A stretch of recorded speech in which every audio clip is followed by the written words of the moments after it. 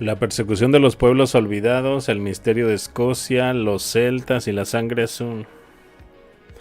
Hay algo curioso cuando empiezas a estudiar la historia de Escocia, algo que casi nadie menciona, algo que la mayoría de los libros evita explicar, y es que cuando se abre la Wikipedia o cualquier manual moderno de historia, la llamada historia registrada de Escocia comienza prácticamente con Roma.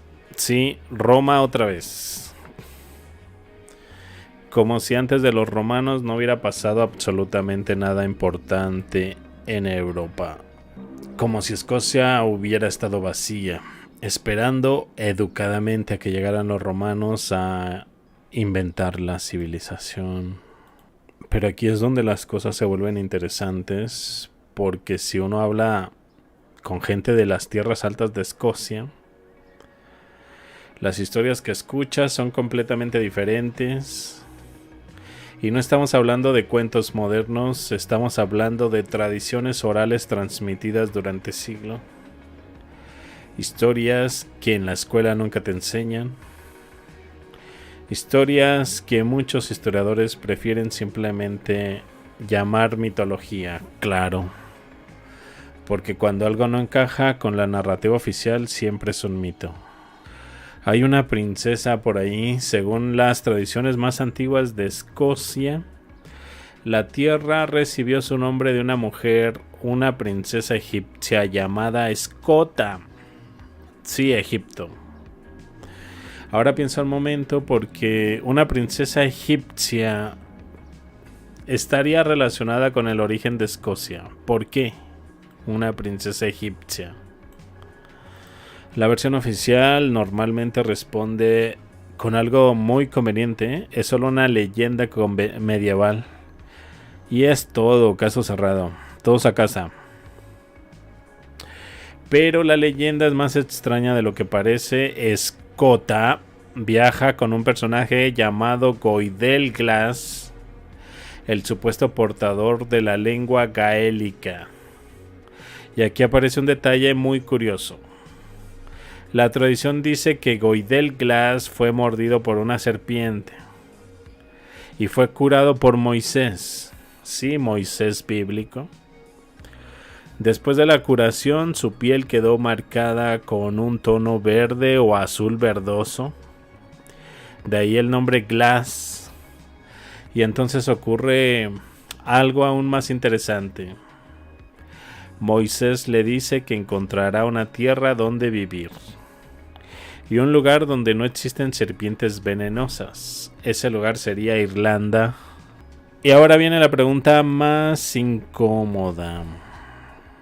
¿No es curioso que Irlanda sea uno de los pocos lugares del mundo sin serpientes nativas?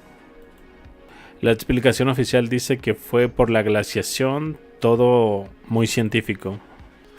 Pero las leyendas antiguas dicen otra cosa. Dicen que San Patricio expulsó a las serpientes. ¿Una metáfora? Tal vez. Pero entonces aparece otra posibilidad.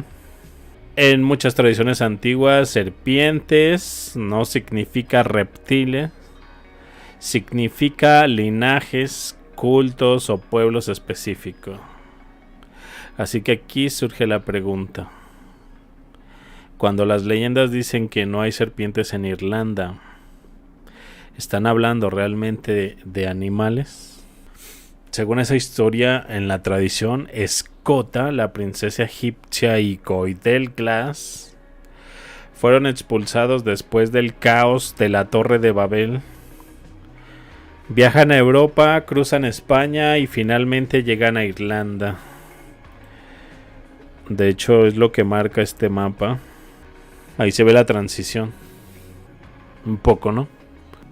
Aquí aparece otro detalle fascinante. En varias zonas de Europa existen redes de túneles prehistóricos que conectan regiones enteras. Algunos arqueólogos los llaman Erztal Tunnels. Estos túneles se extienden desde Escocia, Alemania, Austria hasta Turquía. Miles de túneles, miles. Y nadie sabe exactamente para qué servían. La versión oficial dice que eran refugios. Claro, porque cuando no sabes para qué sirve algo lo llamas refugio. Hay algo llamado la piedra del destino, un objeto extraño. Uno de los símbolos más importantes de la monarquía escocesa es la llamada piedra Scone, la piedra del destino. Durante siglos todos los reyes escoceses fueron coronados sobre esa piedra. Luego Inglaterra la robó. Literalmente la robaron. El rey Eduardo I la llevó a Westminster porque era tan importante una simple piedra.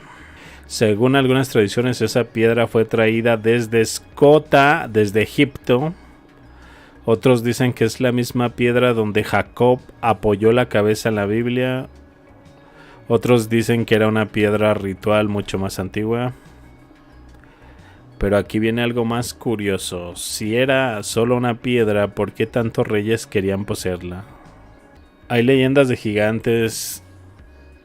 Irlanda, Escocia. Hablan de gigantes.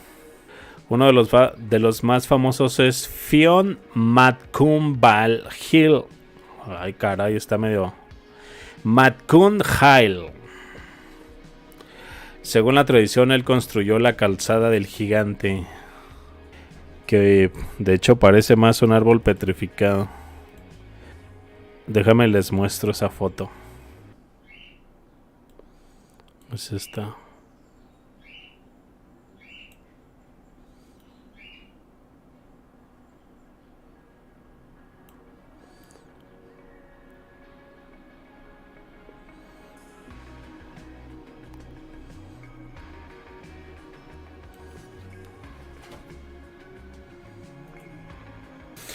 Me recuerda algunas fotillos que tengo por ahí de gigante.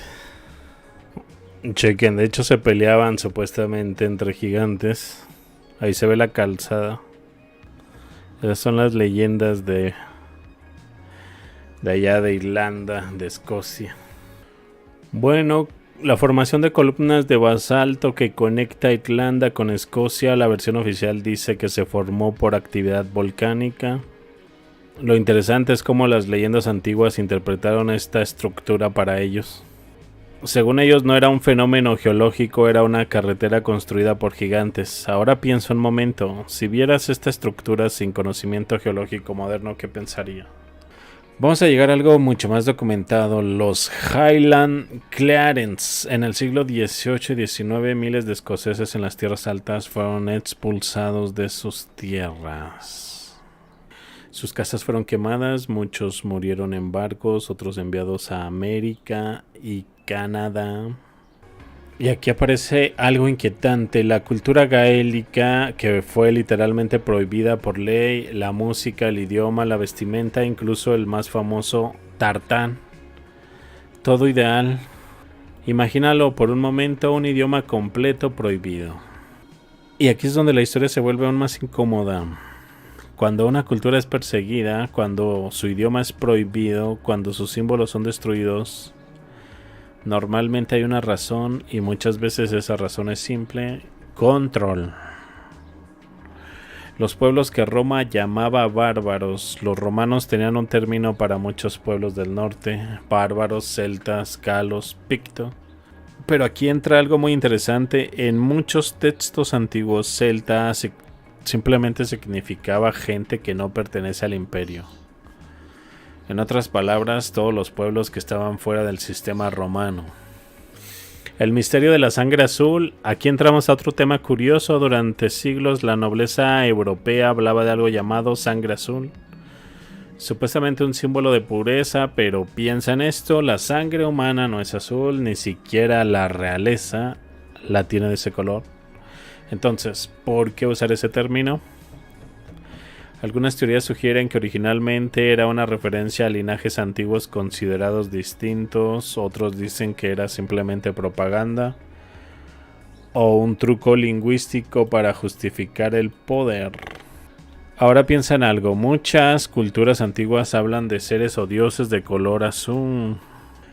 Krishna, algunas deidades egipcias, seres descritos en textos védicos, incluso algunos guerreros pictos eran descritos como pintados de color azul. Coincidencia tal vez, o tal vez simplemente un símbolo. Si tantas culturas antiguas hablaban de pueblos expulsados, de culturas perseguidas, de historias borradas, entonces la pregunta inevitable, ¿quién escribió la historia que conocemos? Cuando miras la historia de Escocia, la de Irlanda, la de los celtas, la de los pueblos del norte, empiezas a notar un patrón: lenguas prohibidas, tradiciones ridiculizadas, historias reducidas a mitos. Pero como siempre digo, cuando demasiadas cosas se clasifican como un mito, a veces lo que estamos viendo no es ficción, es memoria. ¿Crees que las culturas del norte de Europa fueron simplemente tribus primitivas, o crees que estamos viendo los relatos de una historia mucho más grande que alguien intentó borrar?